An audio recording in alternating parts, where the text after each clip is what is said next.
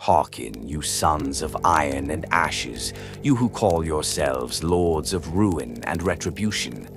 Know now the origin of Honsou, Warsmith of the Iron Warriors, breaker of bastions, for his tale is a wound upon the galaxy's bleeding skin, a story born not of honor, but of bitterness, betrayal, and ironclad will. In the tortured heart of the Eye of Terror, on the ruined forge worlds where the Iron Warriors huddled like wolves gnawing their own bones, a child was made, not born. His father was not a living man, but a memory, Honorable Sulaka, an apothecary slain in the cataclysm of the Horus heresy. His blood had long since cooled, but his legacy remained, entombed within a sliver of corrupted gene seed, salvaged from battlefields soaked in despair. Yet it was not Sulaka's blood alone that seeded the child.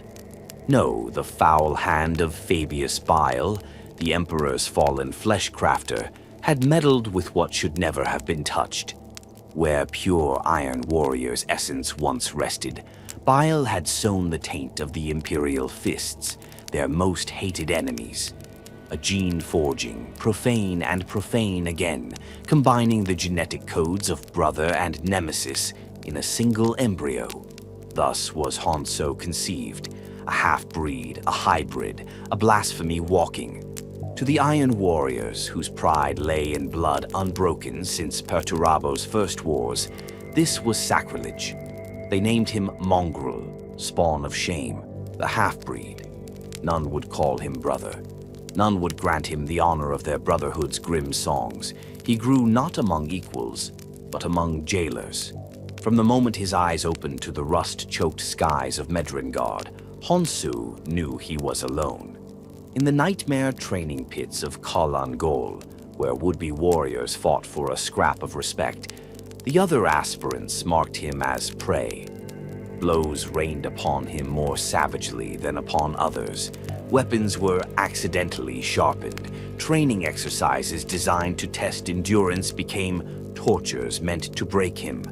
But Honsou did not break. With every broken rib, he grew harder. With every blade across his flesh, he grew swifter.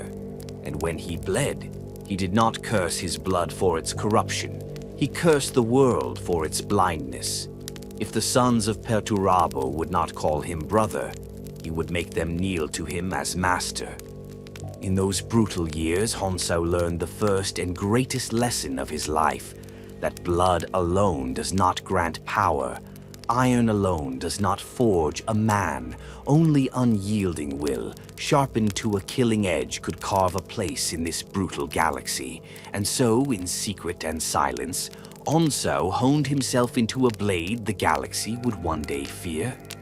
Among the warsmiths of old, tales are told of the great sieges, of the defense of Terra, the fall of Olympia, the grinding wars against the Imperial Fists. Those glories belonged to others. Honsou knew he would never be counted among the ancient sons of Perturabo, honored with banners in the halls of Medrengard. His only inheritance was contempt. But contempt is a poor weapon if not sharpened. Where his pure kin relied upon old glories, Honsou studied newer arts, sabotage, infiltration, psychological warfare. While others honed their axes, he honed his mind. He devoured forbidden texts on siegecraft and demonic binding. He studied not only how to tear down fortresses, but how to tear down legacies, to salt the very earth where an enemy once stood. It is said that in the darkness of the barracks, when the others slept or whispered curses at the mongrel, Honsou would kneel beside a rusted Iron Warrior standard, its colors faded with shame, and swear oaths, not to the Primarch, not to the Legion, but to himself. "I will forge a new Iron Warriors," he whispered to the cold stone, "stronger than weakness, purer than blood." The seed of ambition sprouted alongside hatred. And yet, what hope could one outcast truly hold in the heart of Medrengard, where warsmiths ruled by strength and the weak perished unseen? Fate, it seemed, had plans for Honsou. A Across the Eye of Terror, murmurs began to stir. The long war, that endless vendetta against the Imperium, was entering a new phase. The despoiler, Abaddon the War Master, was preparing his next great crusade. Warsmith Barban Falk, master of Kalangol, was among those called to muster for war.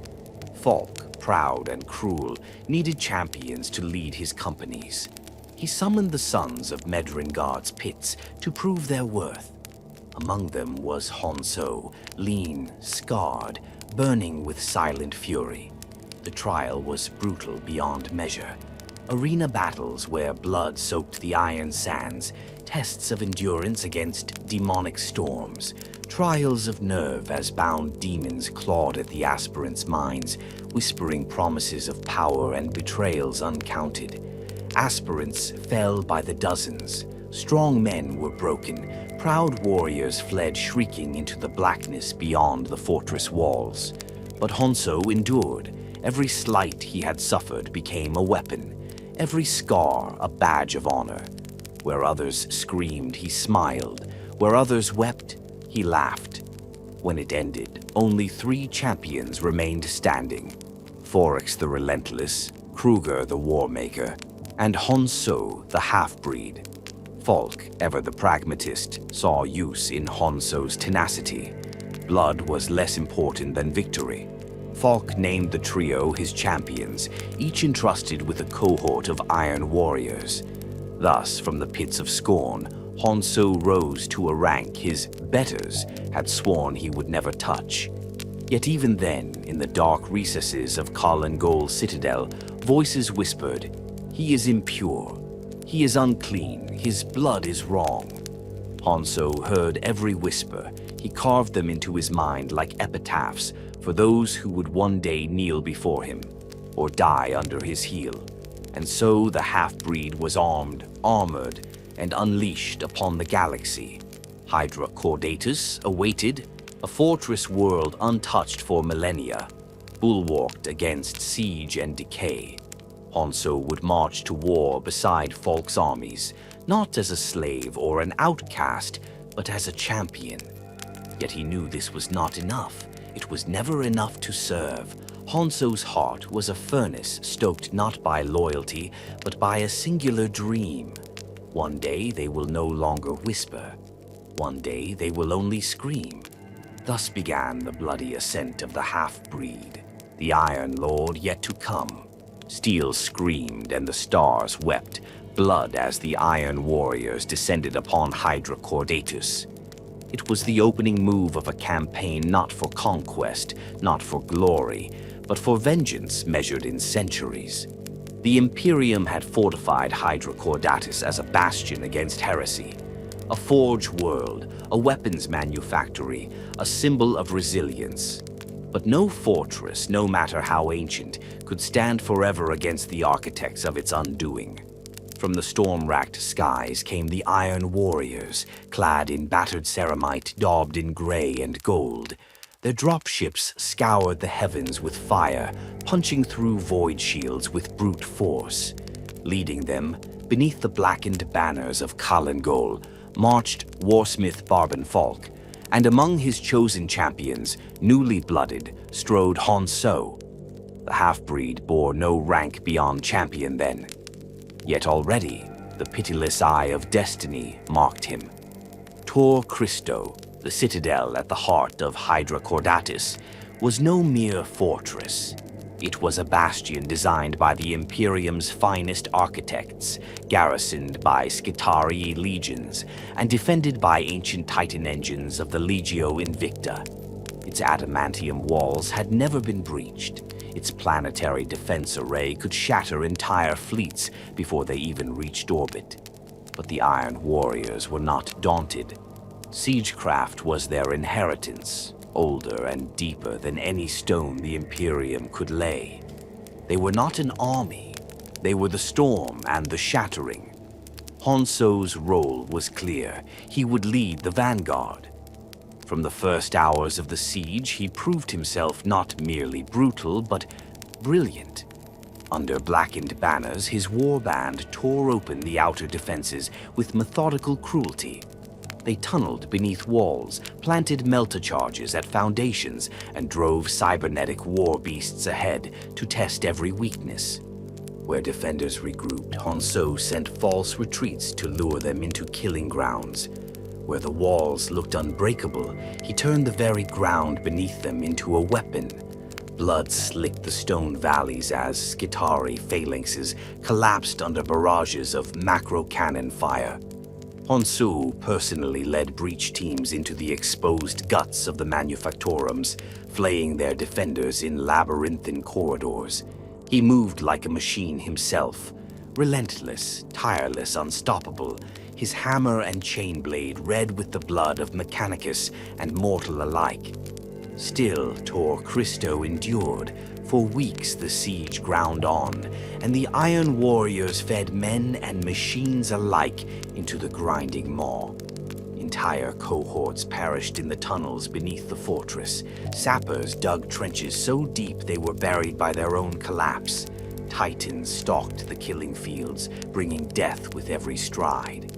Even Falk, savage and daemonic, began to rage at the Citadel's stubbornness. He demanded a decisive blow. He demanded blood enough to breach not just walls, but the very spirit of Hydra Cordatus. And Honsou delivered. Under cover of an all-out assault by Falk's heavy artillery, Honsou's warband detonated a chain of subterranean charges beneath Tor Christo's southern bastion.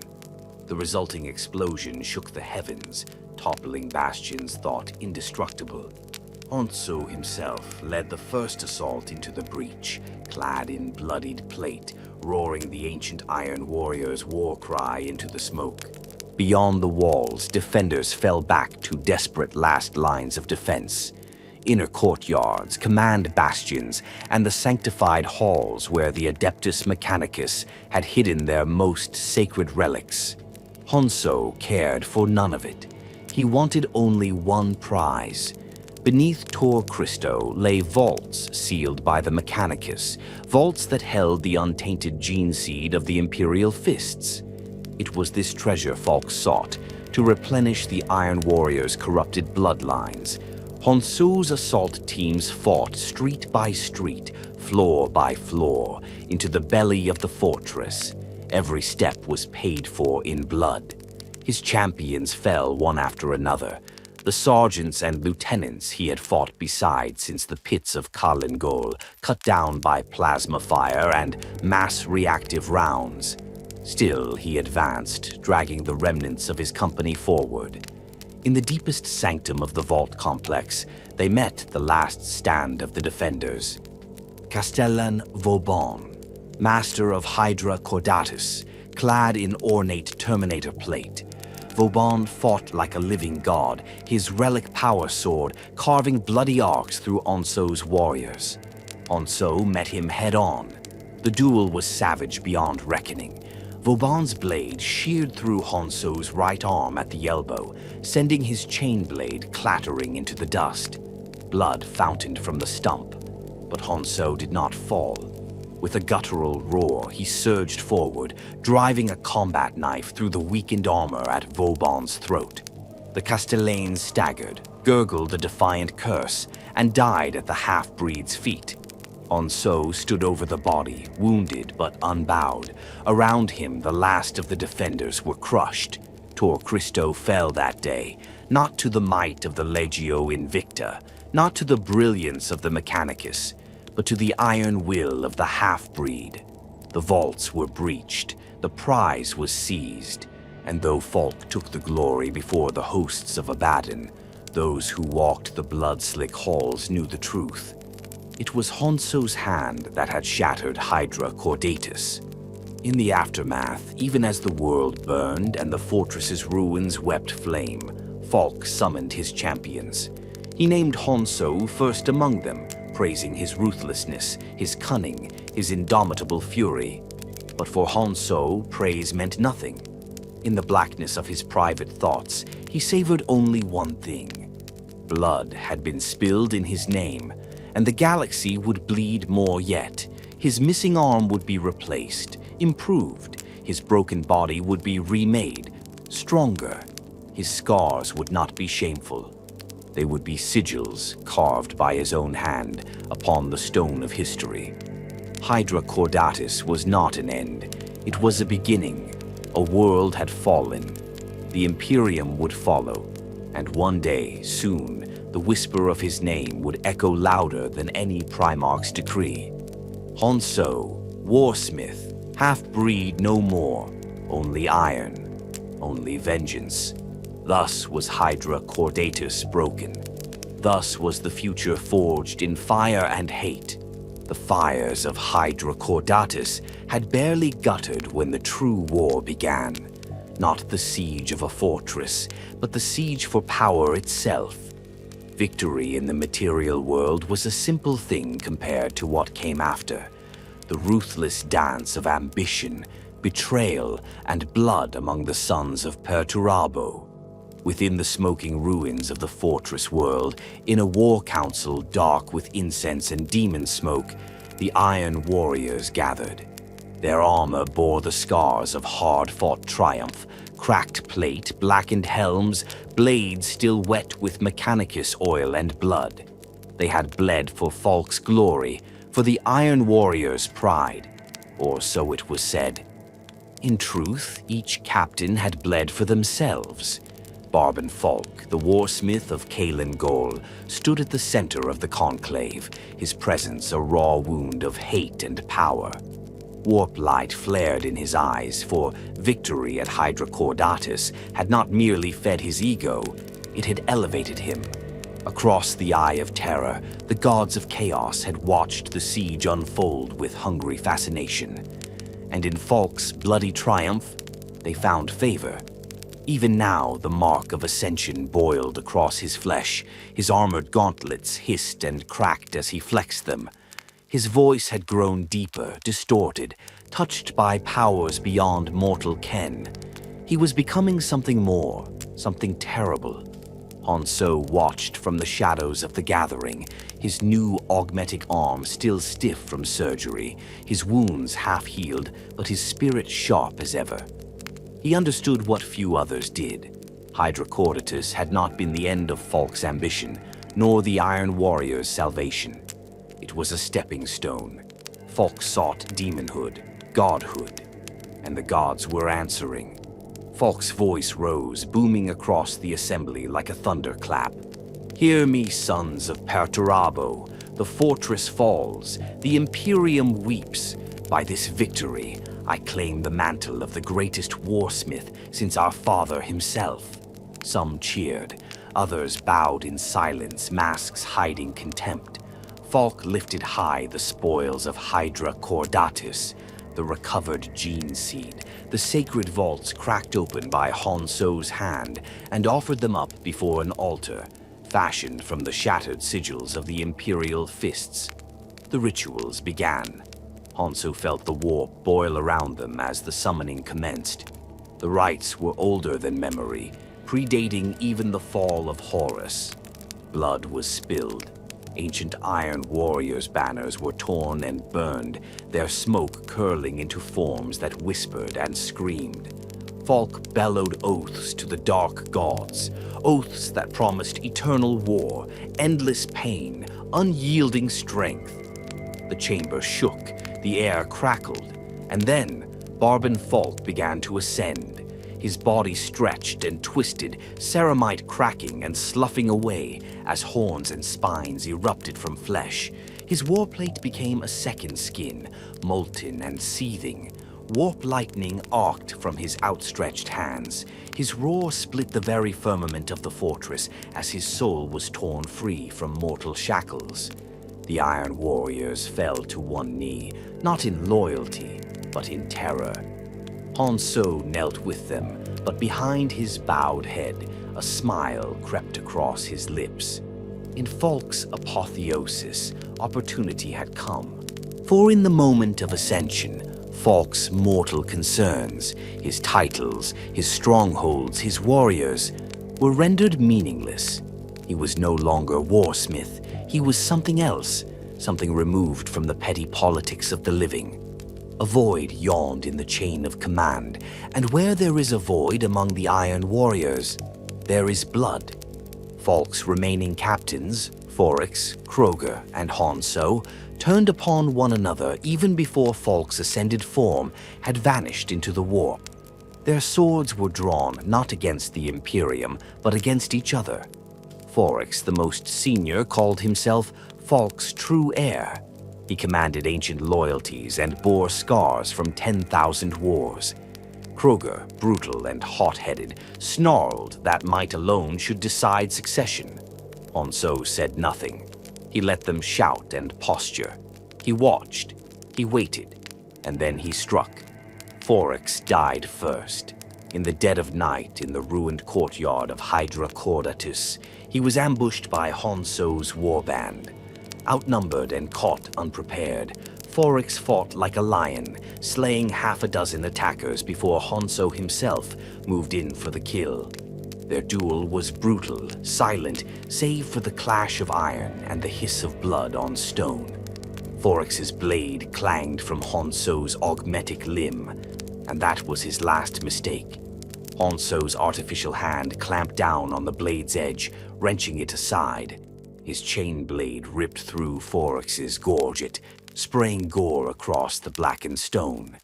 The old captain fell, choking on his own blood, the light fading from his eyes. Kroger fared no better. Enraged by Foryx's death, he charged Honsou's position with a pack of blood-mad warriors. But rage is a poor substitute for strategy. Honsou lured Kroger into the collapsed manufactorum at the edge of the breach. Charges placed days before, under the guise of sabotage, detonated as Kroger's forces entered the kill zone. Rubble rained down, mortar shells cratered the ground. In the chaos, Honsou's chosen champions cut through the survivors like wolves among sheep.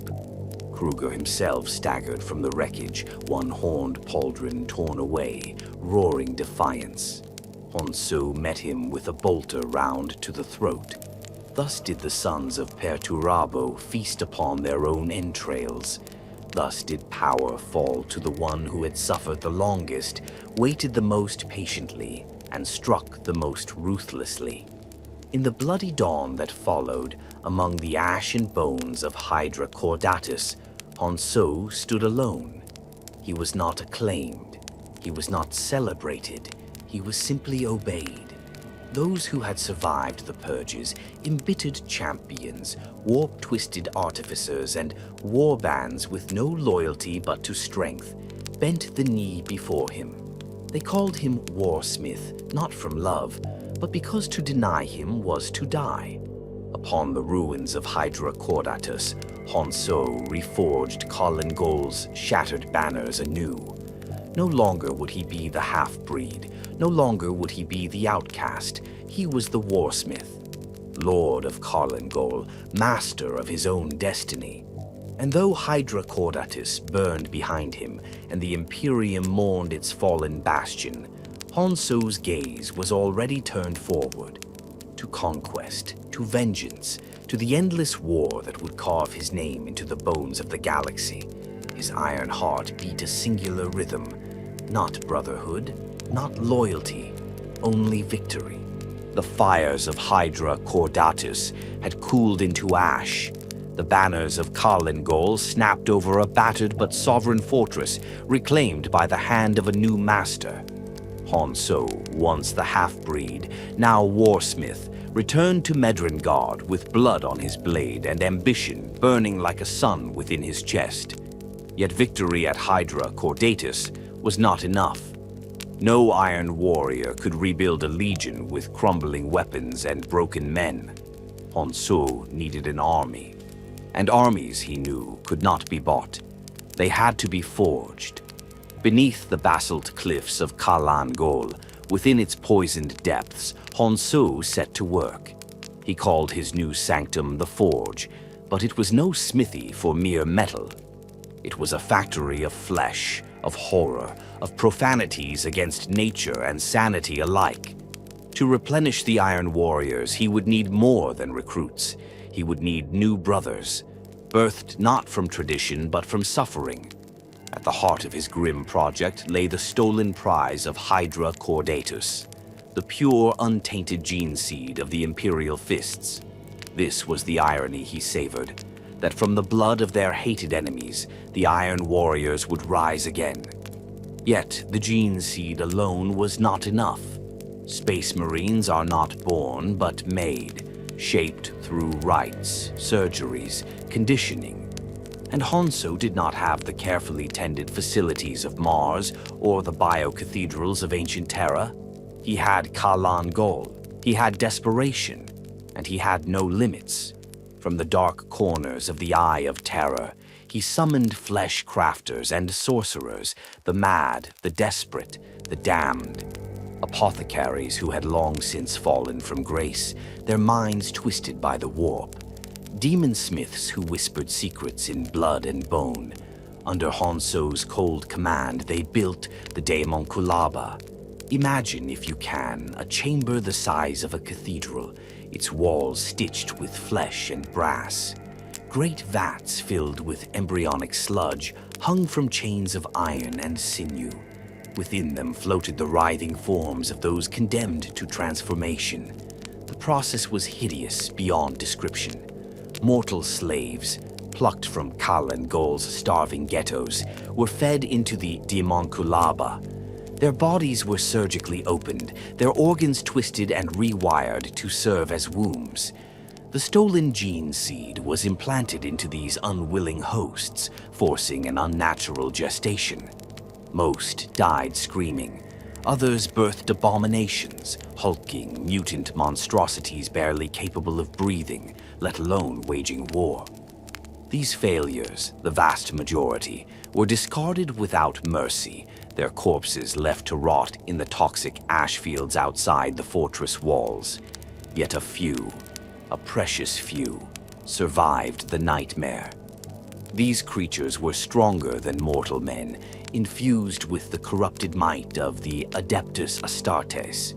They bore bulging muscles, hardened bone plates, and the savage instincts of predators. They were not beautiful, they were not perfect, but they were useful. Honsou's new legion began to take shape, a brutal breed of warriors birthed from horror, bound by nothing but loyalty to their Warsmith. He named the strongest of them the Iron Warriors Reborn.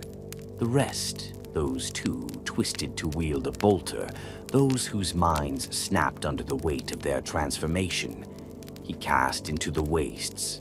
Out there, among the poisoned valleys of Medrengard, the rejects became something else.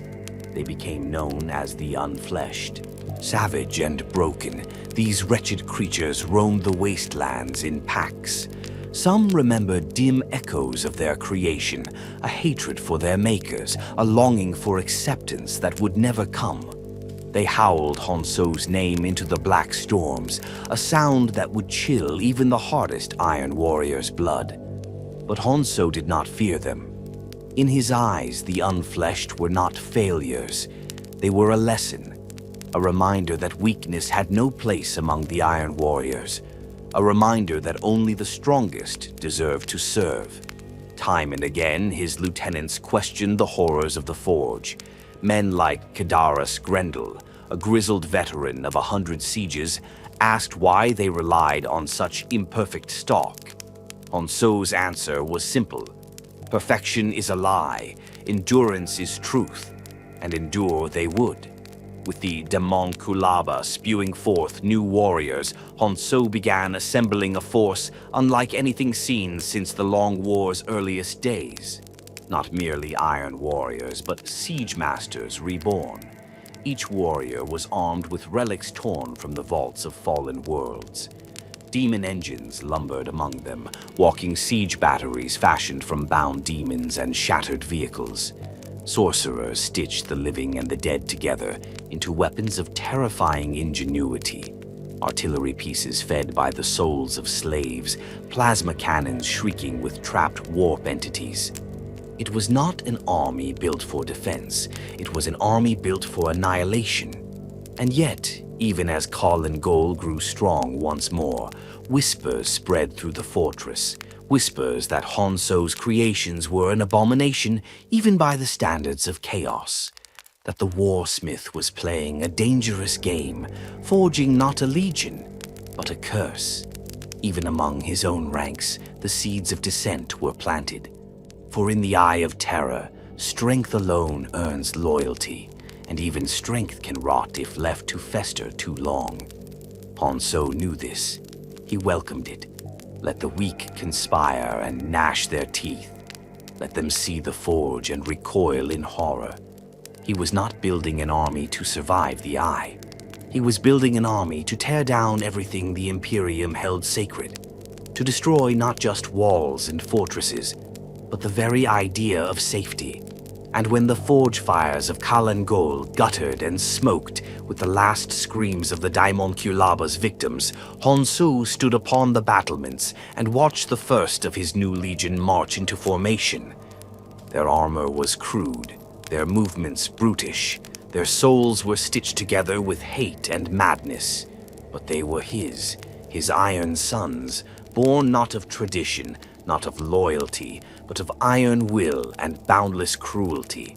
And soon the galaxy would learn what true siegecraft meant. Not walls and towers, not trenches and cannons, but terror. Thus the Demon Forge was born, and from its black fires a nightmare began to walk the stars. In the eye of terror, strength is the only law, but strength alone is never enough. Victory invites envy, power breeds rivals, and among the Iron Warriors, sons of Perturabo, masters of bitter pride, no triumph goes unchallenged. Carlin Gol burned bright once more under Honsou's iron hand. Its forges thundered night and day. The ranks of his army swelled with fresh abominations. Siege engines howled as they came to life, stitched together from demon and machine. But far across the toxic plains and shattered moons of Medrengard, other warsmiths watched. They saw what Honsou had built. The Daemon Kulaba, the reborn Iron Warriors, the monstrous legions straining for war. They saw and they hungered. Chief among them were Toramino and Barossus, ancient names, bitter relics of 1,000 sieges past. Warsmith Toramino, a cold and calculating butcher whose fortress, Carcaladon, was said to be carved from the petrified remains of a star god. Warsmith Barossus, an ancient warrior entombed within a dreadnought frame so vast and corrupted that demons fought for the right to inhabit its hollowed limbs. These two had endured the long war's endless grind. They had suffered the humiliation of defeat, the slow rot of exile, and they would not suffer a half-breed, a pretender, to rise above them. To them, Honsou was an affront, a mongrel crowned with stolen laurels. They marched for Carlin Gol. First came the messengers, black-armored envoys bearing the sigils of Carcaladon and the ashen sarcophagus. They arrived beneath Carlin Gol's iron gates, their voices stripped of honor.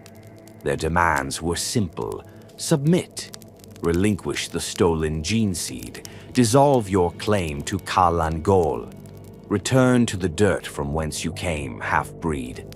Honsou received them in the Hall of Chains, seated upon the throne of reclamation, a brutal seat forged from the weapons of the dead warsmiths he had slain. He listened in silence as the messengers spat their threats. Around him, the walls wept molten iron. The air tasted of burning blood. When they finished, Honsou rose. He did not shout. He did not rage. He simply walked down the steps of his throne, drew his bolt pistol, and executed the envoys where they stood. Blood sprayed across the hall's black marble.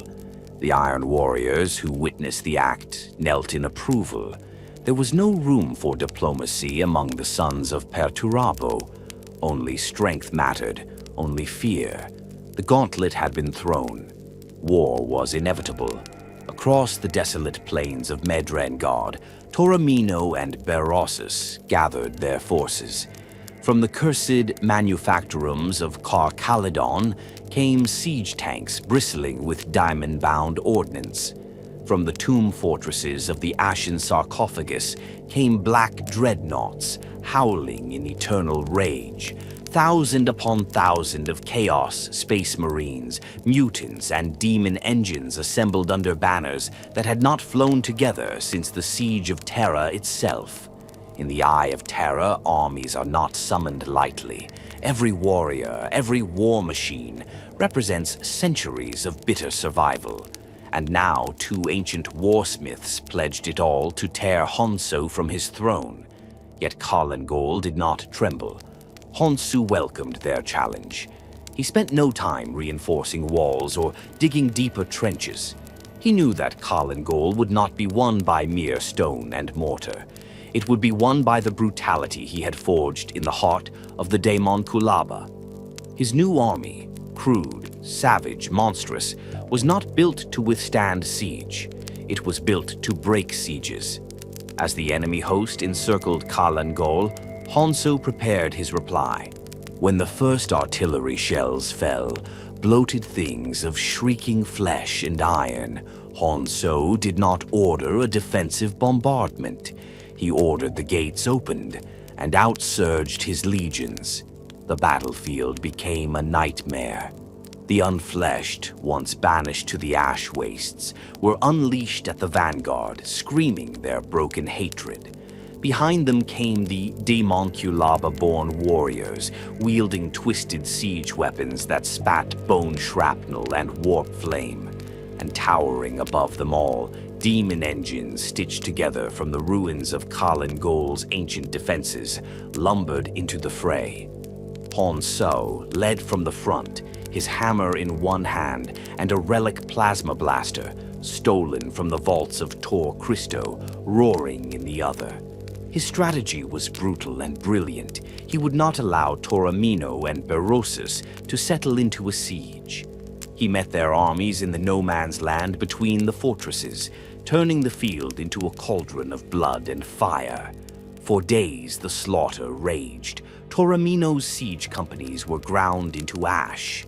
Berossus's dreadnoughts howled in rage as Honsou's demon engines tore them limb from rusted limb. And in the heart of the maelstrom, Honsou hunted.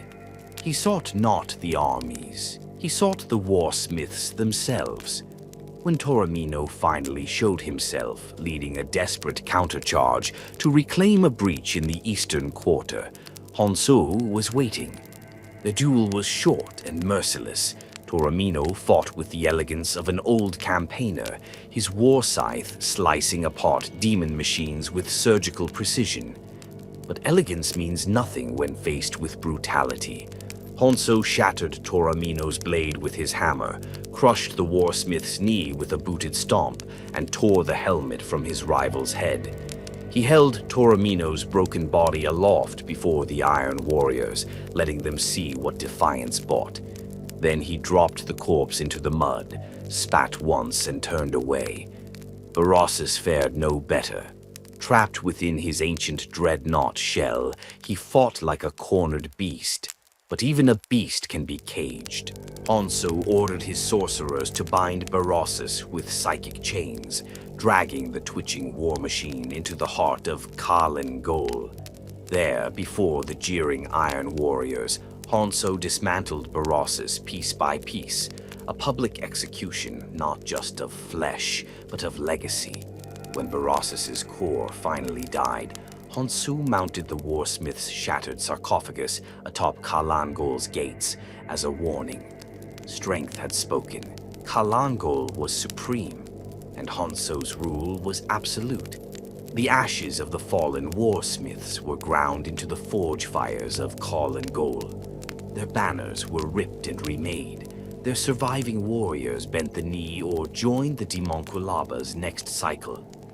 Honsou, standing atop the highest battlement, gazed out across the plains of Medrengard and saw no rivals, only opportunity.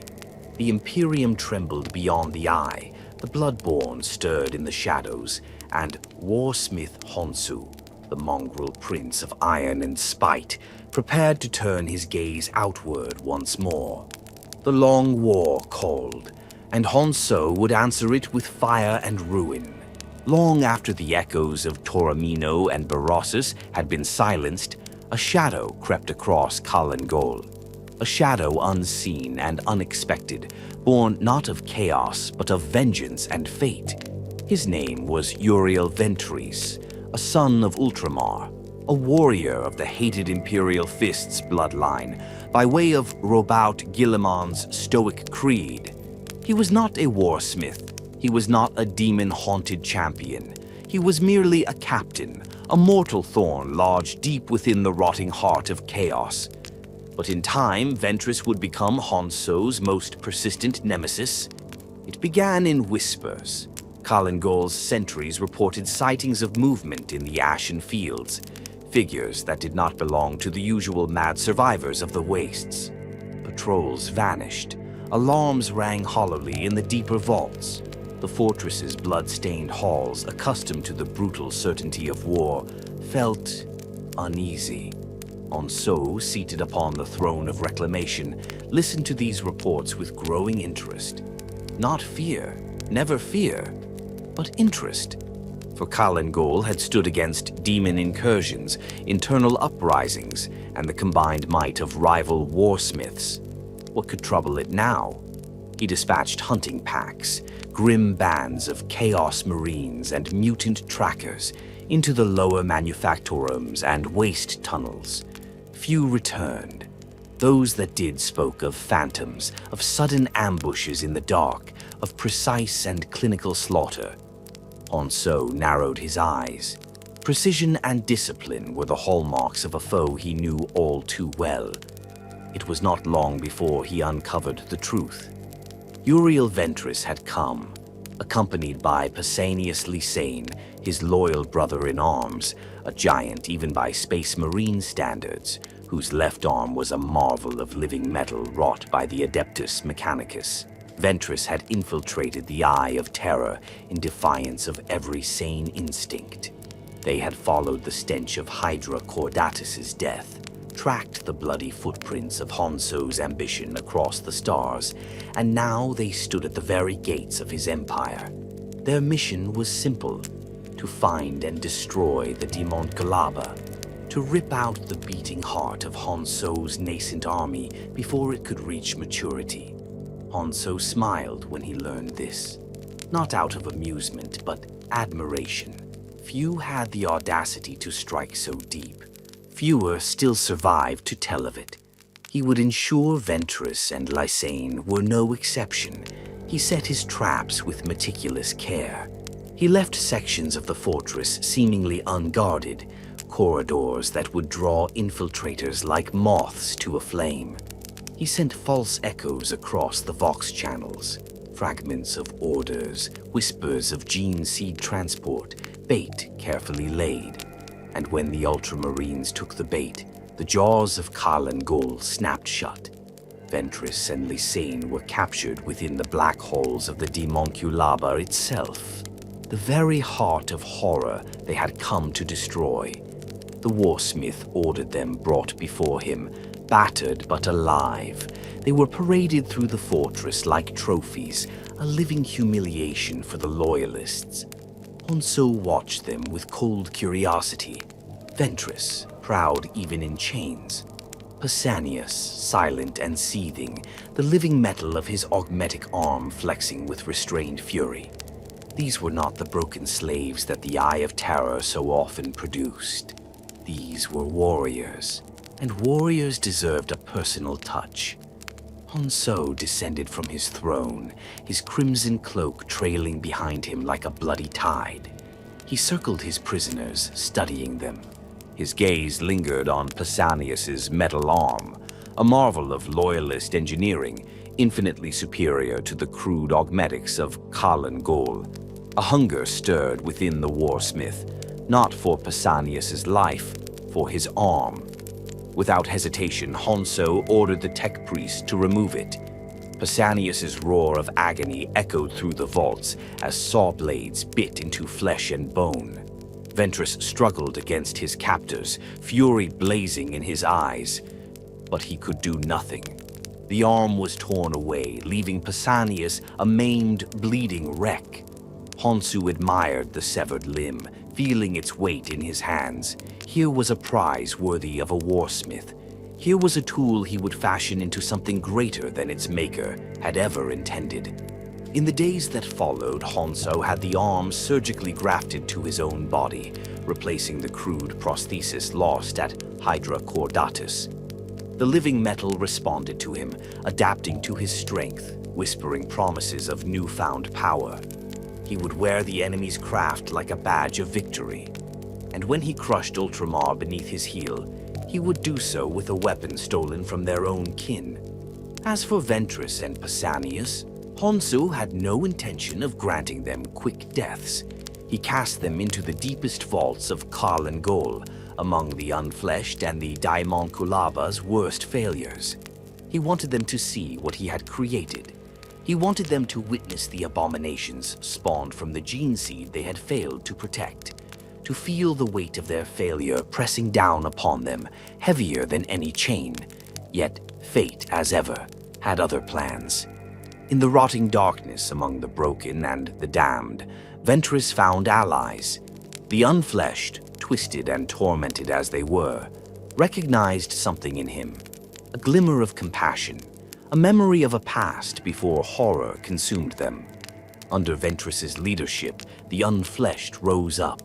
They turned against their creators, storming the laboratories and slaughtering the demon smiths who had wrought their misery. The heart of Gol shook with rebellion. Alarms screamed. Demon engines howled in confusion. Honsou watched, momentarily stunned, as his carefully crafted order disintegrated into chaos. And in the center of the maelstrom, Uriel Ventress moved like a blade, cutting a path toward freedom. The impossible was happening.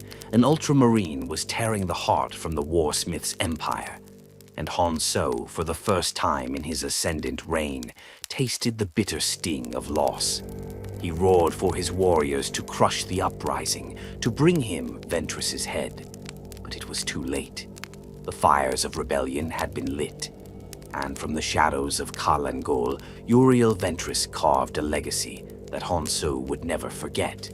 Thus the shadows lengthened, and the seeds of Honsou's downfall were sown by the blade of an unexpected foe. The halls of Gol groaned under the weight of rebellion. The air, once thick with the mechanical hum of forges and the growl of siege beasts, now rang with the sounds of war within. Bolter fire echoed through corridors lined with the banners of Honsou's victories. Smoke coiled from shattered manufactorums. Blood, both crimson and black, pooled along the iron veins of the fortress. Uriel Ventress and his ragged horde of unfleshed had torn the heart from the daemonic labs. Yet it was not only the prisoners who rose in defiance. The ancient resentments that had smoldered among Honsou's lieutenants for years now flared into open betrayal. Like wolves smelling weakness, they turned on each other.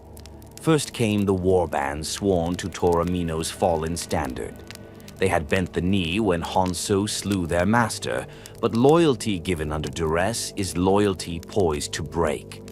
Led by the bitter sorcerer Votek Kral, they unleashed their demonic war hosts within the outer bastions, attempting to seize Gol's armories for themselves. Then came the defectors from Berossus's dread legions, those who had never forgiven Honsou for dismantling their Warsmith's sarcophagus in public humiliation. They sabotaged the plasma reactors, plunging entire wings of the fortress into darkness. In the span of hours, Gol, once the symbol of Honsou's unbreakable will, had become a battlefield. Honsou stood at the apex of the central spire, the throne of reclamation, looming above him like a silent judge. Around him, the few loyal captains remaining prepared for battle without hesitation or question. Grendel, the brutal champion once sworn to Berossus, now Honsou's blooded executioner. Arderic Venus, the fallen raven god, ever hungry for a cause worthy of betrayal. The clone they had named the Newborn, a twisted echo of Uriel Ventris himself, crafted in mockery and spite, and looming above all the bound demon host Onyx, a mountain of muscle and sorcery chained to Honsou's will. Together they formed a bulwark against the rising tide. But even Honsou, for all his iron pride, knew this was not a battle of soldiers alone. This was a battle for Kalin Gol's soul. The enemy came in waves. First the traitorous Iron Warriors, hurling themselves at the inner sanctum with siege drills and warp bolts.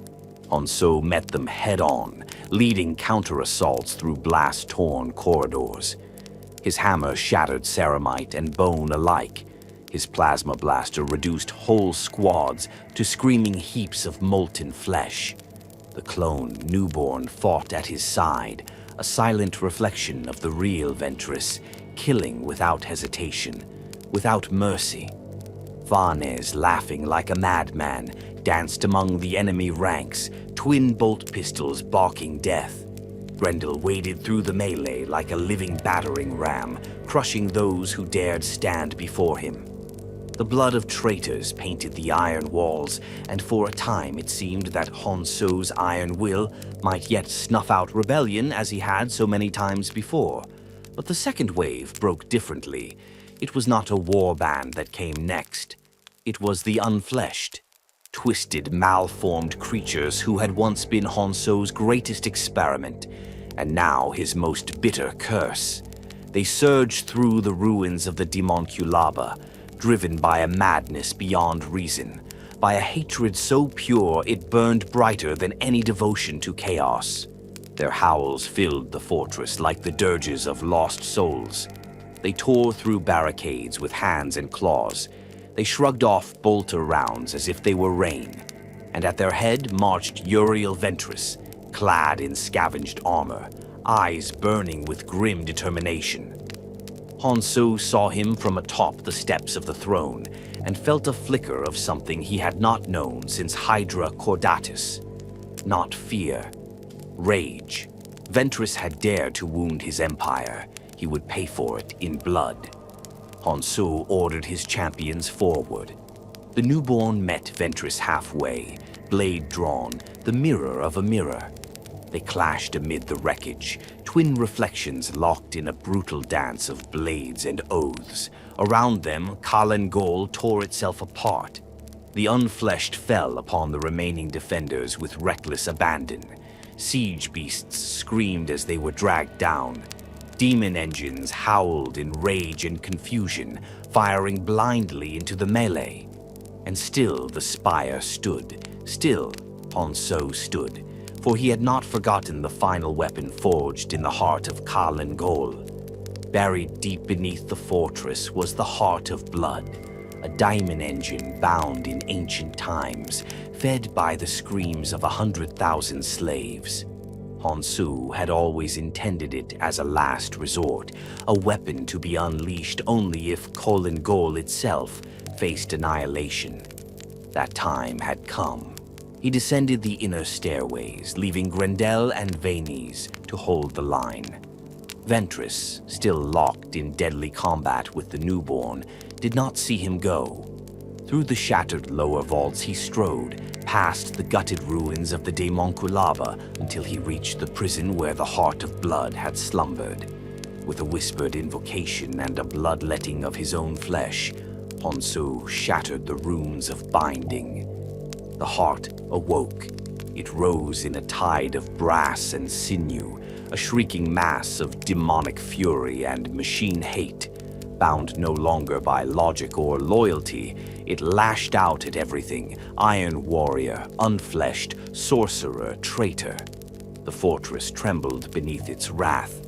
Honsou turned away, leaving the demon to its feast. He ascended the crumbling spire once more, surveying the chaos. Kalin Gol burned from within, but he smiled, for though his throne crumbled, his will endured. The galaxy was wide, and vengeance was patient.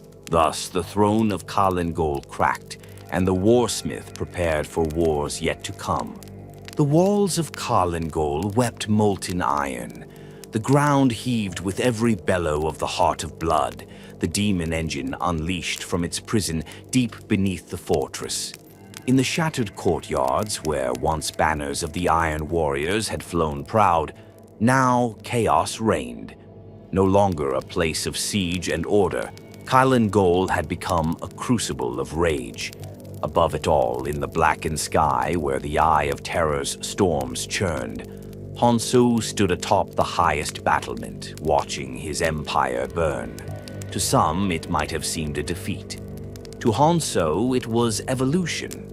The fortress was just a carcass now, a shell unfit for the army he envisioned. The wars to come would require more than walls. They would require fire and vengeance.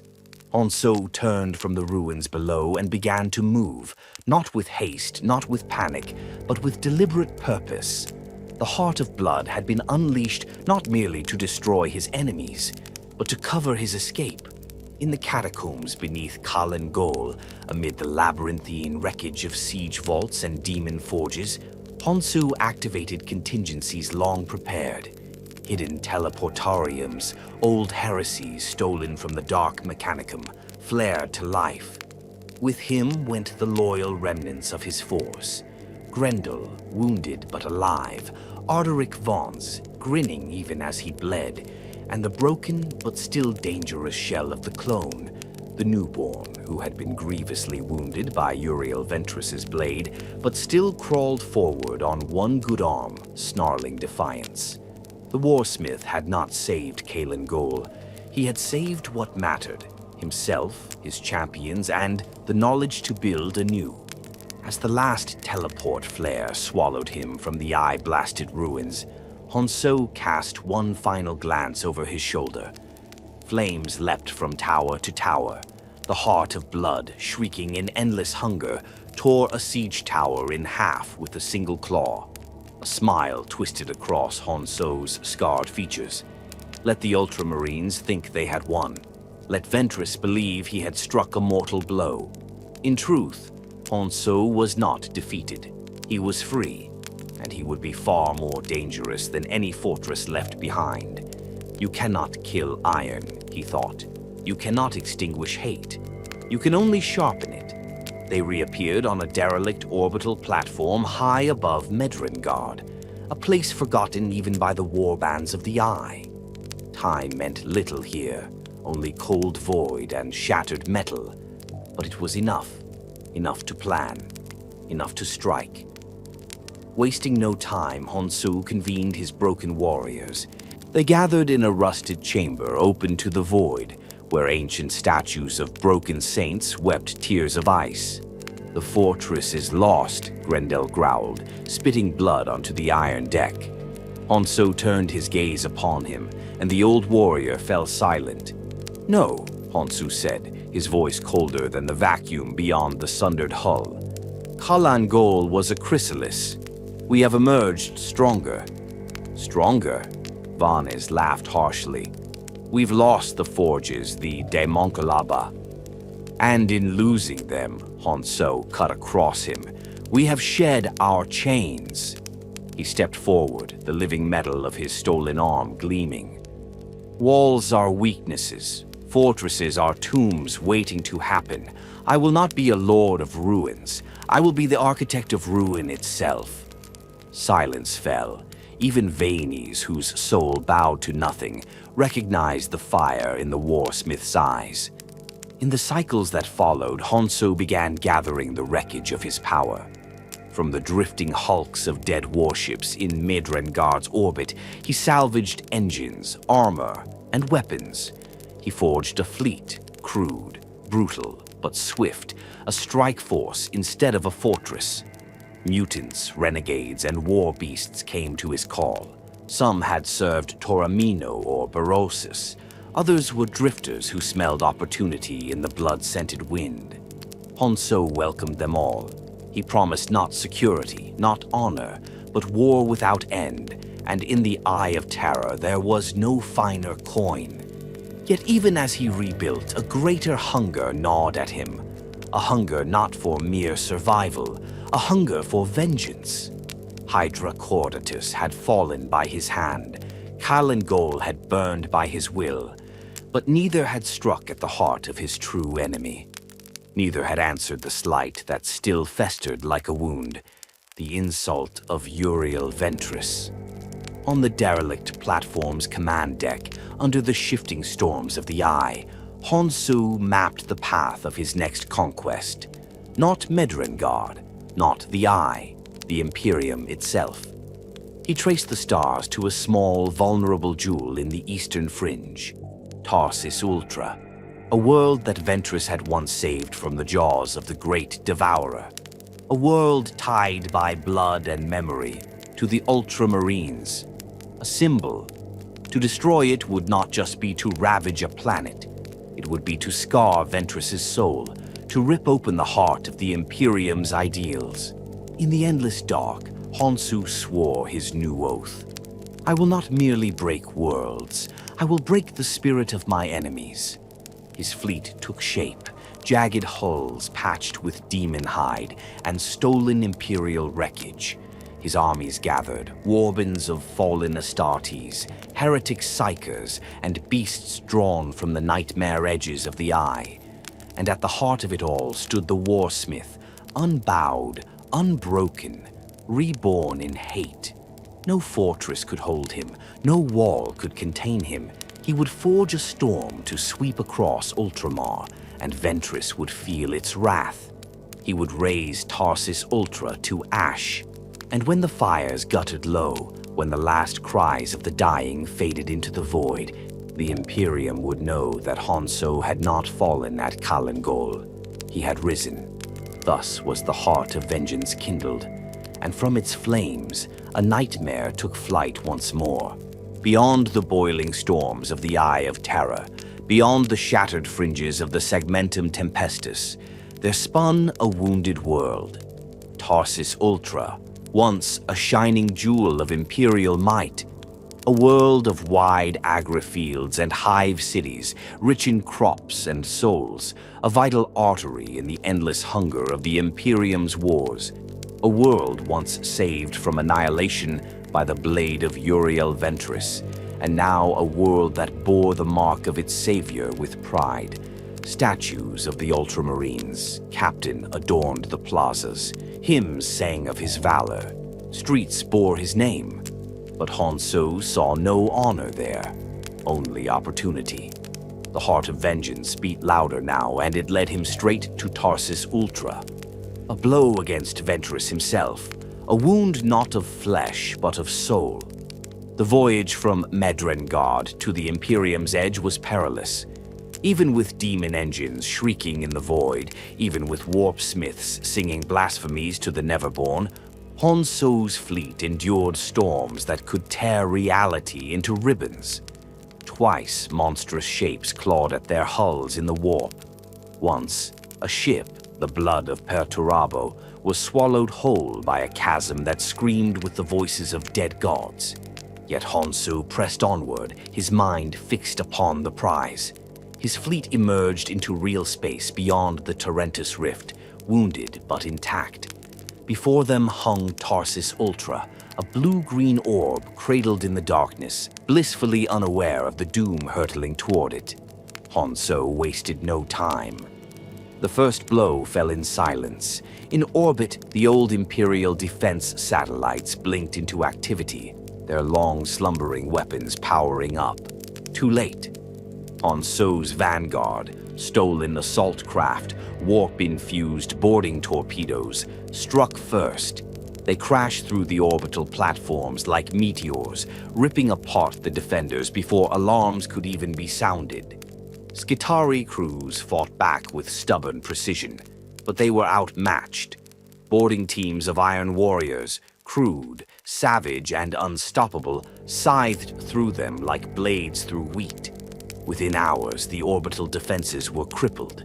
The skies of Tarsis Ultra were left vulnerable.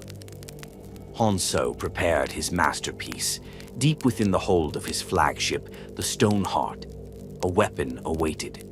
A single torpedo. No larger than a thunderhawk, it seemed almost laughable compared to the vastness of the armies Honsou had once unleashed. Yet within it sloshed the most potent terror he had ever crafted. The Heraclitus virus. A stolen relic of the Mechanicus, augmented and perverted beyond recognition. Designed to consume not men, but ecosystems. A plague not of flesh, but of earth and sky. Once unleashed, it would transform the very life of Tarsus Ultra into a weapon against itself. Crops would overgrow and strangle cities. Forests would twist into carnivorous nightmares. Oceans would choke in algae blooms that stank of death. And the people would suffer not through clean annihilation, but slow, suffocating despair. A death by inches. A death worthy of Honsou's vengeance. The torpedo was fired with little ceremony. No grand invasion, no declarations of war. Just a single silent missile, screaming down through the stratosphere. It struck the high atmosphere above the prime agribelts, and the Heraclitus virus bloomed. Green clouds spread like ink spilled in water. Rain turned to acid. Crops, once so carefully nurtured, grew at impossible rates, twisting into grotesque parodies of life. Vines strangled irrigation systems. Stalks of wheat as thick as a man's thigh burst through the windows of hab units, impaling the inhabitants within. The great hive cities of Tarsus Ultra, Solon's Gate, Lucerne, Hive Malorne found their lower levels choked in hours. Roots tore through plasteel, branches strangled mag trains. Entire districts vanished beneath carpets of bloated, hungry vegetation. The Adeptus Arbites responded first, their riot suppression forces ill-equipped for a war against nature itself. They torched fields, bombarded growing forests with promethium strikes. It availed them nothing. For every acre they burned, 10 more mutated in its place. Then the PDF mobilized, tanks rolling into fields, aircraft strafing choking jungles. But still the death creep spread. And through it all, the people of Tarsus Ultra cried out to the heavens for salvation, cried out for the Ultramarines, cried out for Uriel Ventris. But there would be no salvation. Ventris was light years away, embroiled in other wars. The Ultramarines could not come. No chapter would arrive in time to save this world.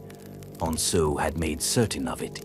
He had struck at their pride, at their helplessness, and in doing so he had scarred their souls far deeper than any battlefield victory ever could. High above the dying world, aboard the Stoneheart, Honsou watched. His living metal hand flexed, the prize taken from Pausanias, still functioning perfectly, a constant reminder of the old wounds. His lieutenants gathered around him, Grendel grim and silent, Varnes smiling like a hyena at the apocalypse unfolding below. A beautiful sight, Varnes muttered. Honsou said nothing. Beauty was for fools. This was vengeance. As Tarsus Ultra choked on its own life, as the hive cities collapsed under the weight of their own mutated crops, Honsou turned his gaze outward once more. This was only the beginning. The Imperium was a vast, rotting empire, and he had found its soft underbelly. He would strike again, and again, until even the sons of Guilliman, even the Emperor's bright dream, drowned beneath vines of death and despair. Thus fell Tarsus Ultra, not to blade or bolter, but to vengeance sharper than any steel. Tarsus Ultra choked beneath a blanket of death. The Heraclitus virus spread like wildfire across the agri-world's vast plains, suffocating cities and crumbling defenses. Above it, in the cold void, Honsou stood victorious. But the Warsmith was no fool. One victory, no matter how sweet, was not enough. No single wound could bleed the Imperium dry. To carry his war deeper, to challenge the might of Ultramar itself, Honsou needed more than vengeance. He needed strength. He needed an army that could drown the stars in blood, and so his gaze turned to a place where the strong gathered, where warlords feasted on the bones of the weak, a place called New Badab. New Badab, the black heart of the Maelstrom, a haven for pirates, renegades, and traitor marines, all ruled by Huron Blackheart, the tyrant of Badab, master of the Red Corsairs, a realm where law meant nothing and only strength spoke true. And there, upon broken worlds and shattered moons, the most savage gathering of warriors in the Maelstrom took place, the Skull Harvest, a brutal, blood-soaked tournament where warbands clashed to the death for the right to claim followers, weapons, and glory. Honsou set course immediately. His fleet, scarred but resolute, slipped into the swirling storms of the Maelstrom. Shipwrecks and demon-racked asteroids drifted like tombstones across their path. But none dared challenge the Warsmith. His name, whispered with fear and respect, preceded him. They arrived at the Red Shard, a hollowed-out worldlet where the Skull Harvest took place. Hundreds of banners flew from the broken towers, icons of fallen chapters, twisted heraldry of lost legions, the black sigil of the Corsairs looming over them all. Below, the Arena of Thorns yawned wide, a vast pit lined with jagged obsidian, where thousands of blood-hungry warriors gathered to witness slaughter.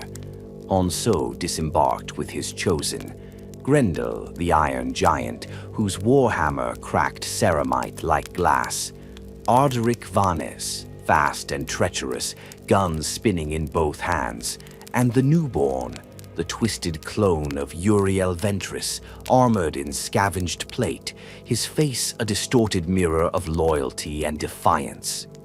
As Honsou stepped into the arena, the cries of the gathered warbands rose into a deafening roar. Here he would not command by decree. Here he would earn his army by right of blood. The rules were simple. Enter the arena, kill all who oppose you, survive.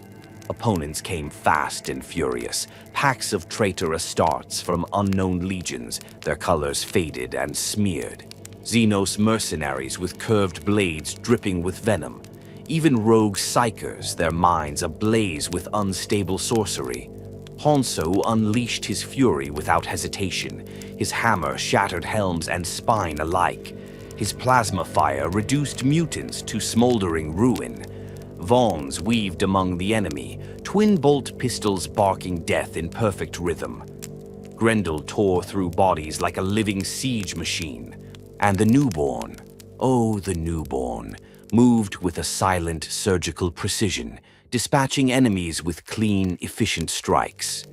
One by one, the lesser warlords fell. The arena floor grew slick with gore. Only the strongest remained. At last, the final challengers revealed themselves. Pashtok, a berserker of Khorne, clad in blood-red armor so thick that heavy bolters barely scratched it, and Notha Etase, a champion of Slanesh, whose blade flickered with impossible speed, severing flesh and thought alike. Two monsters, each backed by warbands, hundreds strong, each eager to claim the Skull Harvest's prize. Honsou met them without fear. This was the moment he had prepared for. He had not come to fight alone. He had come to conquer. The battle erupted in a hurricane of violence. Pashtok charged like a living avalanche, his demon axe shrieking for blood. Honsou caught the blow with his augmented arm, the same living metal once torn from Pausanias, and shoved the berserker back with a thunderous hammer strike that cracked the arena floor. Etase darted in from the flank, her blade a blur. Vanes intercepted her, guns blazing, but even he could not match her unnatural speed. She danced around him, leaving a trail of blood in her wake. Grendel roared and hurled himself at Pashtok, grappling the berserker in a brutal clash of strength. The two giants staggered and traded blows that shook the earth itself. Meanwhile, the newborn found his target, Itasei. He closed the distance with mechanical swiftness, catching her by surprise. Her blade flickered and missed. His did not. With a savage lunge, the newborn drove his combat knife into her side, twisting it deep. Itasei gasped, and the spell of her speed was broken. Vannes finished her with a double tap to the head. Only Pashtok remained, blood-drunk, roaring, unstoppable. Grendel staggered, his armor cracked. Pashtok raised his axe for the killing blow, but Honsou was already moving. He ripped a fallen spear from the ground and hurled it with all his strength. It punched through Pashtok's side, staggering the berserker. In that moment of weakness, Grendel struck, hammer to skull. Pashtok's helm crumpled. The berserker fell. The arena fell silent. Then, slowly, the warbands began to chant. Honsou, Honsou, Honsou. The prize was his. 17,000 warriors, renegade Astartes, mutant battalions, demon beasts, an army worthy of war. Huron Blackheart himself, watching from his black throne, offered a grim smile. Victory at the Skull Harvest came at a cost. Alliances were fragile. Betrayal was certain. Huron's parting words were clear. Kill your champions before they kill you. Honsou merely nodded. He had no illusions. He would not command with loyalty. He would command with terror. And with this army, this storm of iron, blood, and hate, he would march on the heart of Ultramar itself. Thus the harvest of skulls was reaped, and the galaxy trembled at what would follow. The Bloodborne gathered beneath the sky of broken stars, on the decks of the Stoneheart, and the warped husks of countless captured ships. They waited. A tide of warriors, mutants, war beasts, and demon engines. Their banners, torn and blackened, snapped in the warp-torn winds. Their chants, half prayer, half threat, echoed through the rusting hulls. They were not a legion. They were something worse, a virus of war ready to spread. And at their head stood Honsou. The Warsmith watched from the Stoneheart's command dais, armored in black iron plate streaked with the blood of 100 foes. His hammer rested against the edge of the dais, and the living metal of his stolen augmetic arm flexed unconsciously, eager for violence. Before him, his captains knelt in rough semicircle. Grendel, massive and scarred, his armor dented from the brawls he encouraged just to weed out weakness among their new forces. Arderic Vannes, ever restless, twirling a combat blade between his fingers, the air of rebellion always just a breath away. The newborn, a silent, twisted reflection of Uriel Ventress himself, crouched at the dais's edge like a predator waiting for command. Around them milled the masses of the Bloodborne, thousands of twisted space marines, renegade mortals, demon creatures born from nightmare and hate. Honsou spoke, and the fleet fell silent. "We have gathered strength," he said, his voice a low growl that carried through the vox grids. "We have feasted on weakness. Now we take war to the Imperium's heart." He activated a hololith. A star map flared into life, depicting a blue-green world ringed with the scars of ancient battle.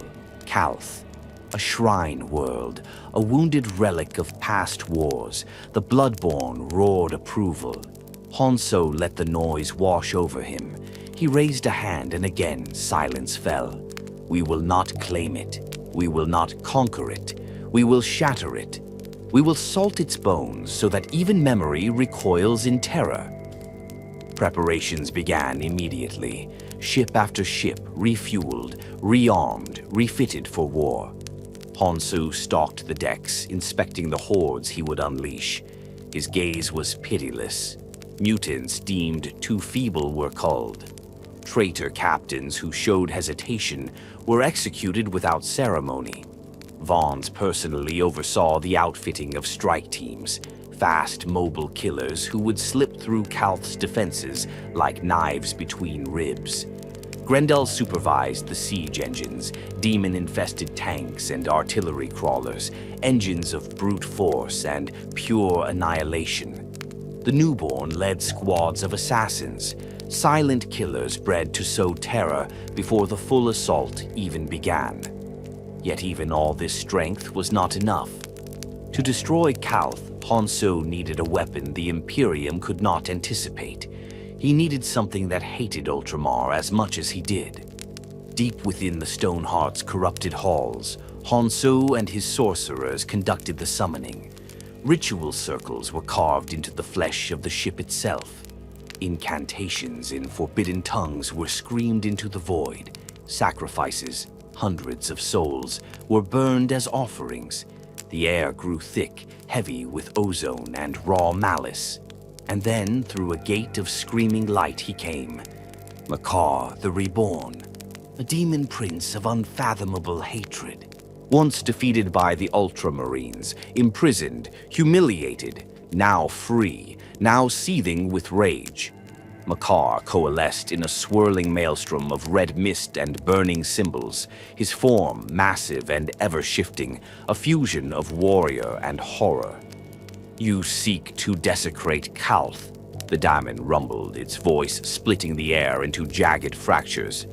"I seek to end it," Honsou replied coldly. "Not merely conquer, but eradicate." Makar laughed, a sound like rusted chains grinding bone. "Then we are brothers in spirit, little Warsmith. Let us bleed them dry." The pact was made, and the Bloodborne sailed for Calth. Calth rose before them like a jewel stained by time. Clouds rolled sluggishly over crumbling cities and cratered plains, scars of the heresy's ancient battles. Orbiting defense platforms flickered to life, broadcasting hails and challenges. Honsou gave no reply. Instead, he unleashed the first wave. Warp missiles tore through void shields. Boarding pods, sheathed in demon hide and loaded with berserkers, punched into the planetary defenses. Automated bastions fired blindly into the storm, hitting nothing but smoke and illusions conjured by Honsou's sorcerers. Within hours, Calth's orbital defenses were crippled. The Bloodborne fell upon the planet like a plague of iron locusts. Dropships screamed through the atmosphere, vomiting warriors into the streets of Galea, of Harrow Deep, of New Axum. Tanks rolled from the skies, demon engines bellowing as they crushed the ruins of old Imperial temples. Mutants surged through broken hab blocks, slaughtering any who could not flee fast enough. In the ruined city of Galea, Honsou personally led the assault. His hammer rose and fell with brutal efficiency, pulping loyalist defenders in their shattered trenches. The smell of burning promethium and cooked flesh filled the air. Honsou kicked down the doors of a cathedral dedicated to Guilliman himself and leveled it with a single seismic charge, laughing as the great golden statue of the Primarch collapsed into dust. Across the city, the newborn moved unseen, eliminating command squads, cutting Vox relays, sowing confusion. Grendel led the heavy assault groups, smashing bastions open with war engines stitched from scavenged Mechanicus relics and demon-bound power cores. Vaughn's strike teams raided garrisons, turned the defenders' own weapons against them, leaving false Vox transmissions that drew reinforcements into ambush after ambush. And through it all, Makar's influence spread like a stain.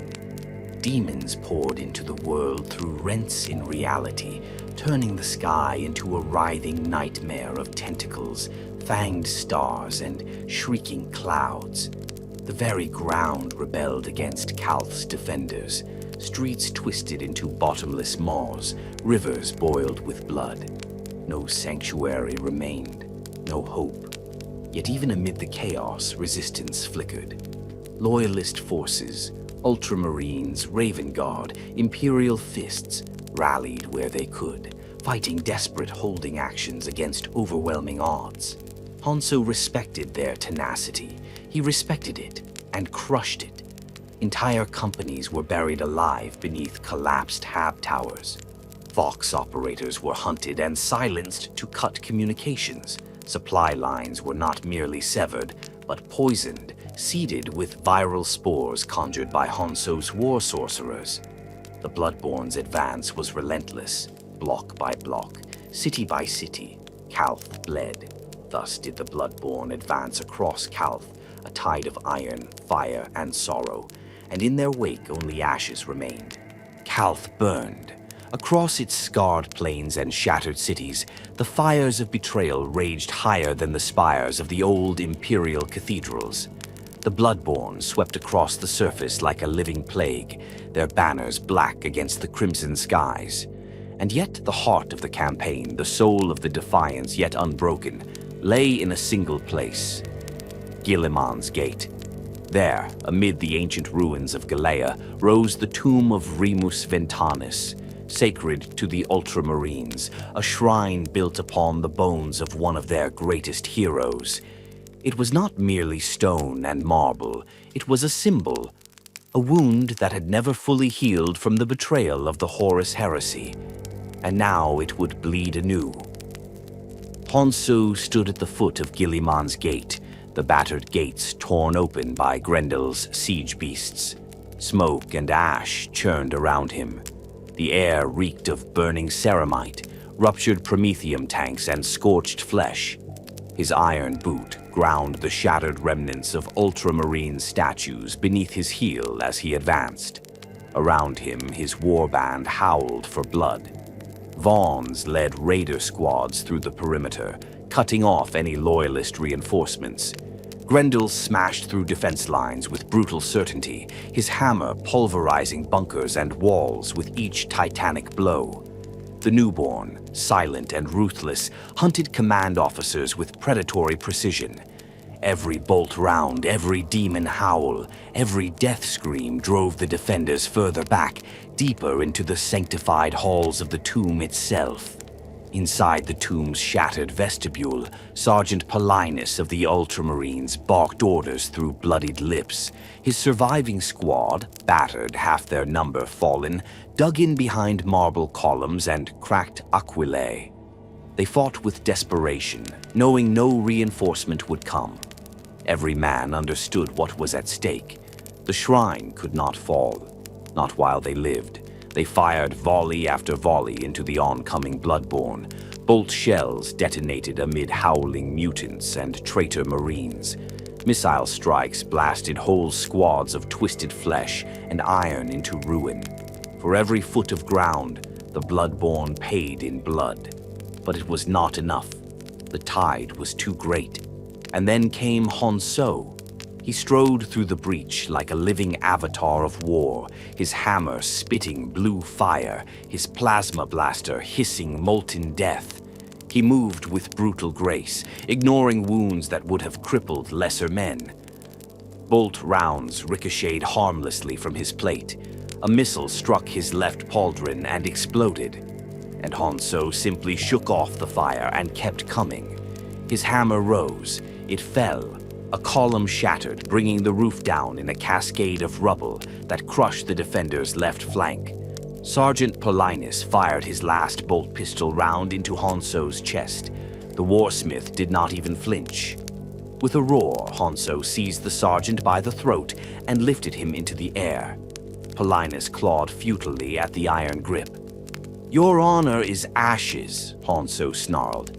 He snapped the loyalist's neck with a casual wrench and hurled the body into the burning ruin behind him. The remaining defenders broke and ran. Guilliman's Gate fell. Deep within the tomb, guarded by the last true sons of Ultramar on Calth, lay the sarcophagus of Remus Ventanus. Carved of white marble, veined with gold, it stood as a beacon of defiance and a target. Honsou approached it now, his retinue at his side. "Bring it down," he commanded. Grendel and the newborn moved forward, explosives already prepared. Yet before they could act, a new force struck.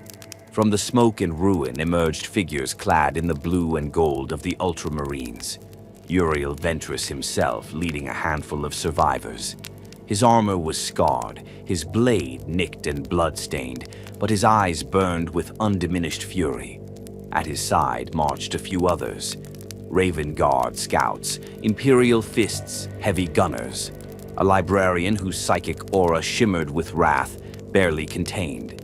They hurled themselves into the Bloodborne like a blade into a wound.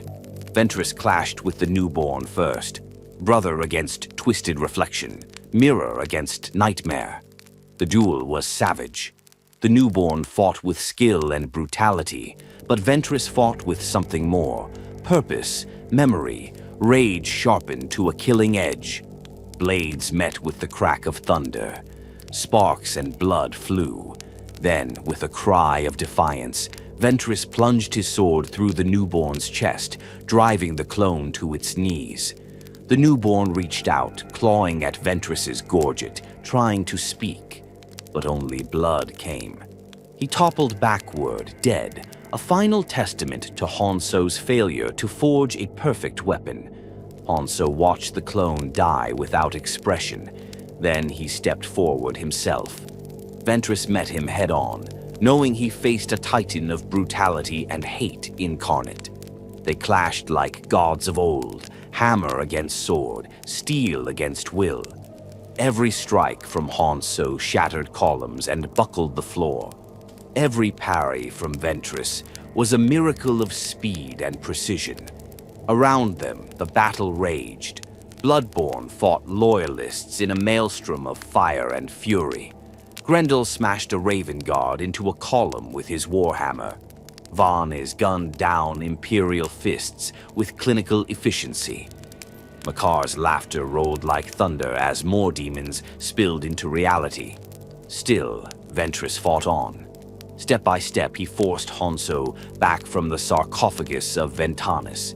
But even as he gained ground, he realized the truth. This was never a duel for victory.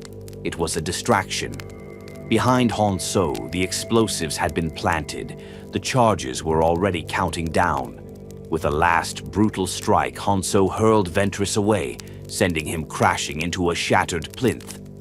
The Warsmith turned away without another glance. "Let it burn," he growled. The explosives detonated. The tomb of Remus Ventanus was consumed in an inferno of fire and collapsing stone. The ground trembled. The sky tore open with warp light. The scream of dying spirits filled the air. And as the dust and fire billowed upward, Honsou strode from the ruin, victorious. Calth had been wounded once again, not by Horus, not by treachery, but by vengeance, by Honsou. Thus did the inferno on Calth blaze, and from its ashes the wars of the future were born. The fires of Calth burned low, but they burned still. Across the shattered cities, across the blackened fields and poisoned rivers, smoke drifted like mourning shrouds into the blood-red sky. Debris orbited the ruined planet. The wreckage of proud void ships, shattered defense stations, and broken satellites, spinning slowly in the silence of the void. Above it all, the Stoneheart floated like a wounded predator, bleeding atmosphere from fractured hull plates, but defiant, still alive. And within, Honsou brooded over the ashes of his victory. The Bloodborne feasted in the lower decks. The air stank of blood, oil, and demonic musk. They brawled, they roared, they carved new scars across their already ruined bodies to celebrate the fall of Calth. Banners, torn from the shrines of the Ultramarines, hung like grim trophies across the walls. Captives were dragged screaming into the gladiator pits. Demon engines prowled the corridors, still hungry, even after gorging themselves on the souls of the dead. It was a kingdom built not on loyalty, but on violence. And Honsou knew kingdoms like this did not last. They were not meant to. In the ship's sanctum, beneath the shattered aquila of a captured Imperial warship, Honsou knelt alone before a great iron slab. Upon it were carved the names of worlds he had broken: Hydra Cordatus, Tarsis Ultra, Kalen Gol, Calth. The marks were deep, gouged into the iron with his own hand. There was space for more. So many more. He ran a scarred finger across the name Calth, tracing the letters as if memorizing every moment of its destruction. The fall of Guilliman's shrine world was not just a military victory. It was a wound carved into the myth of Ultramar itself, a scar that would never heal. "They will come," a voice rumbled behind him. Honsou did not turn. Grendel, blood-slick and breathing heavily from his latest negotiations with rebellious lieutenants, stood at the threshold. "The Imperium," Grendel said. "The Ultramarines, they will come for you. Guilliman will not suffer this insult." Honsou rose slowly. His armor creaked under the weight of his victories and the scars of 100 battles. "Let them," he said. "I am iron. I endure." Grendel bowed, a rough warrior's nod, and withdrew. In truth, Honsou knew the truth better than any of his followers. This was not the end of war. It was only the beginning. Far beyond the maelstrom, in the heart of Ultramar, astropaths screamed as visions of Calth's fall lashed their minds. In the fortress monastery of the Ultramarines, ancient bells tolled in mourning. Requiems were sung for the dead. Oaths were sworn to avenge the fallen. Guilliman himself, returned from death and duty-bound to the Imperium's salvation, turned his gaze briefly toward the scars of his realm, and he remembered the name whispered on dying lips. Honsou, a mongrel, a half-breed, a traitor, and now a legend in his own terrible right. Back aboard the Stoneheart, Honsou walked the observation deck. Outside the void shields, Calth spun in darkness, a wounded world still belching fire and smoke into orbit. Here and there, loyalist ships limped through the debris fields, scavenging survivors, broadcasting desperate cries for reinforcement. Honsou watched them with a detached curiosity.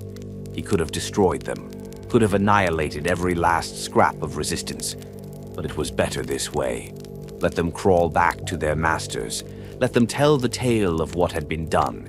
He wanted the Imperium to remember, to fear, to choke on the memory of their shame.